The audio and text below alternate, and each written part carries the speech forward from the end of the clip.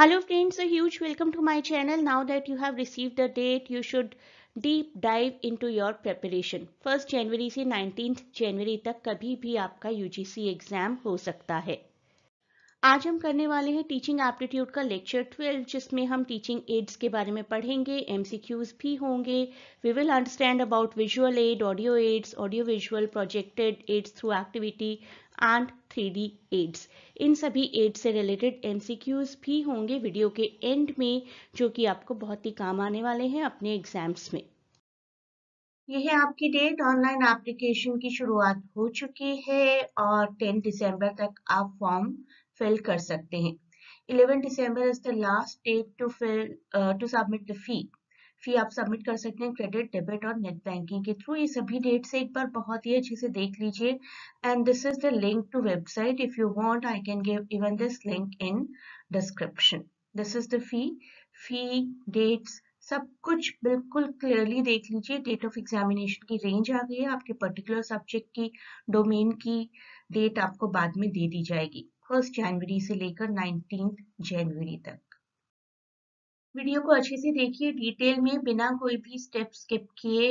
Last में MCQs भी conduct होंगे और इससे पहले भी मैं 11 वीडियोस अपलोड कर चुकी हूँ टीचिंग एप्टीट्यूड के लिए। बिल्कुल सीरीज में वीडियोस अपलोड हो रहे हैं। Lecture number is being given to every video, you can see in description.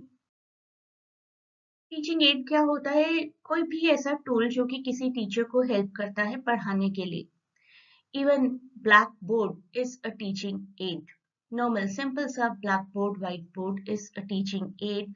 Complex ideas को सिंपल करने में मदद करते हैं टीचिंग एड्स। एट प्रेजेंट जो आप वीडियो देख पा रहे हैं, that is also a teaching add, that is an audio visual teaching add. Charts, videos, models, audio recordings, किसी भी तरीके की एक्टिविटीज, ये सभी टीचिंग एड्स में फॉल करते हैं। लेकिन लेक्चर देखना जरूरी है। आसान लग रहा है अभी? कहाँ से किस तरीके के क्वेश्चंस आ सकते हैं, that we will understand in this lecture. एक बार क्विकली टीचिंग एड्स के एम देख लेते हैं। अंडरस्टैंडिंग को इम्प्रूव करते हैं, स्टूडेंट्स को एंगेज करके रखते हैं, डिफरेंट लर्निंग स्टाइल्स को भी हेल्प आउट करते हैं। अगर किसी की किसी भी तरीके की कोई इम्पेयरमेंट है तो टीचिंग एड्स बहुत ज़्यादा हेल्पफुल होते हैं। For example, if someone is blind तो उसको 3D ऑब्जेक्ट्स की हेल्प से पढ़ाया जा सकता है। रिटेंशन को एनहांस करते हैं। आप इस वीडियो को देखिए, बार बार देख सकते हैं। You have it many other videos of many other creators are there आपकी स्टडीज के लिए, आपकी रिटेंशन में हेल्प करते हैं, प्रोवाइडेड कि आप उन वीडियो से सीखना चाहें। एक्टिव लर्निंग को एंकरेज करते हैं। टीचर्स को तो सपोर्ट करते ही करते हैं, this is the first thing. Clarify करते हैं बहुत से कॉन्सेप्ट्स को। बहुत से कॉन्सेप्ट्स ऐसे हैं, मे बी जैसे मैथमेटिकल कॉन्सेप्ट का एग्जाम्पल ले लीजिए। Can a student otherwise understand what is 2+2? बिल्कुल बेसिक छोटे बच्चे के बारे में सोचिए।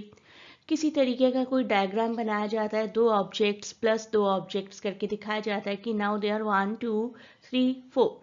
तो किसी ना किसी तरीके से आपने किसी टूल को इस्तेमाल किया ही है और लर्निंग बहुत ज़्यादा कन्वीनियंट और नॉन मोनोटोनस हो जाती है with the help of teaching ads. हम इसमें से हर एड के बारे में बात करेंगे। Visual, audio, audio visual, 3 dimensional, projected aid, aids through activity. Examples देखेंगे, हर एक टीचिंग एड का डायग्राम भी समझेंगे। तो visual aids through chart diagrams, pictures, flash card. Audio aids can be audio books, podcasts. Audio visual aids, videos. आप जो video देख रहे हैं, मैंने कहा था ऑडियो विजुअल का एग्जाम्पल है। 3D मॉडल्स देखिए आपको कितने बनवाए गए होंगे आपके स्कूल्स में। ग्लोब्स, मैप्स, ग्लोब्स के थ्रू हम कितने अच्छे से अर्थ के स्ट्रक्चर को समझते हैं। Projected aids, projectors basically display कर दिए जाते हैं, जो एक मास लर्निंग के लिए, मास अंडरस्टैंडिंग के लिए डिस्प्ले करके कुछ समझाया जाता है, तो that is called projected add.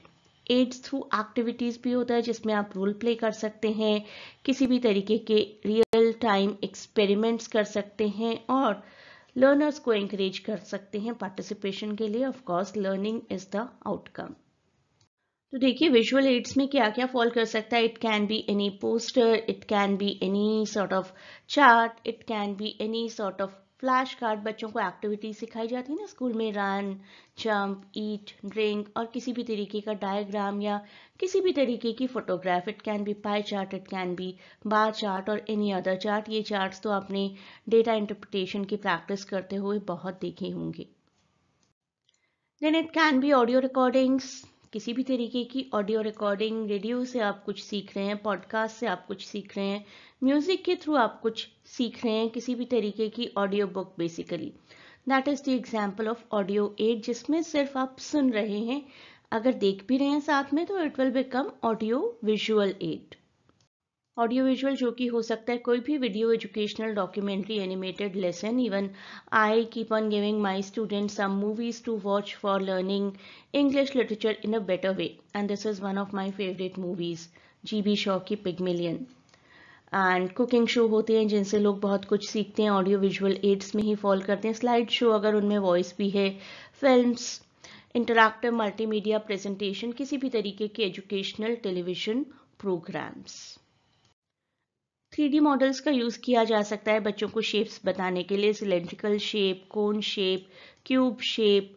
तो 3D मॉडल्स बहुत काम आते हैं। इस तरीके के मैप्स हो सकते हैं जिनको रेस्ड फीचर मैप बोला जाता है, टोपोग्राफिक मैप बोला जाता है। रियल ऑब्जेक्ट्स के थ्रू सिखाया जा सकता है स्कूल्स में।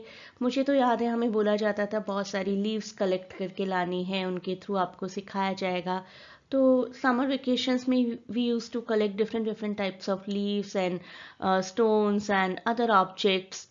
बहुत एंजॉयमेंट होता था उसके थ्रू। 3D प्रिंटेड ऑब्जेक्ट्स भी आने लगे हैं आजकल तो, और maps, 3D print, real objects, models, ये सब कुछ ही हैं बस जो 3D एड्स में इंक्लूड हो सकते हैं। बेसिकली ऑल द इस तरीके का इम्पैक्ट देने की कोशिश की जाती है जिसमें आपको बिल्कुल फील हो जाए कि everything is quite close to real objects. Real objects भी इस्तेमाल किए जाते हैं। 3D का पर्पस ये होता है आपको रियल ऑब्जेक्ट्स का फील प्रोवाइड करना। प्रोजेक्टेड एड, जिसमें बस स्मॉल टाइम इमेजेस को एनलार्ज कर दिया जाता है प्रोजेक्ट करके। Projector slide can be there, overhead projectors, ऐसे बड़े बड़े से प्रोजेक्टर्स जैसे मे बी 100 to 200 लोगों को दिखाना है। आपने तो आजकल देखा होगा कि मैरिजेस में भी लगे होते हैं ओवरहेड प्रोजेक्टर्स जो कि दूल्हा दुल्हन की लाइफ दिखा रहे होते हैं, सारी सेरेमनीज को दिखा रहे होते हैं। Everyone who can not always sit close to the bride and groom can see all the ceremonies going on. Overhead projectors के थ्रू होता है वो। इंटरैक्टिव वाइट बोर्ड्स यूज़ किए जाते हैं स्कूल्स में। 10 से 12 साल पहले काफ़ी प्रोजेक्टर्स, काफ़ी वाइट बोर्ड्स को इंट्रोड्यूस किया गया था। ऑल्दो मेरे कई स्टूडेंट्स मुझे बताते हैं कि ज़्यादा इस्तेमाल में कन्वेंशनल मेथड्स ही आते हैं, वो टीचर का बुक से पढ़ना और पढ़ाना, और ज़्यादा से ज़्यादा वाइट बोर्ड को मार्कर की हेल्प से इस्तेमाल कर लेना। इंटरैक्टिव वाइट बोर्ड्स का प्रैक्टिकल यूसेज मेरे स्टूडेंट्स मुझे कम बताते हैं। बाकी आप लोग बताइए कि आपका एक्सपीरियंस है इंटरैक्टिव वाइट बोर्ड्स को लेकर, कहाँ कहाँ पर आपके एजुकेशनल इंस्टीट्यूशंस में यूज़ हुए हैं या होते हैं, मुझे बताइए प्लीज़ कमेंट्स में। I will get more knowledge about it. Digital projectors can also be the example. Video, images, text दिखाने के लिए डिजिटल प्रोजेक्टर्स भी यूज़ किए जाते हैं। एड्स थ्रू एक्टिविटी जिसमें रोल प्ले एक्सरसाइज हो सकती है।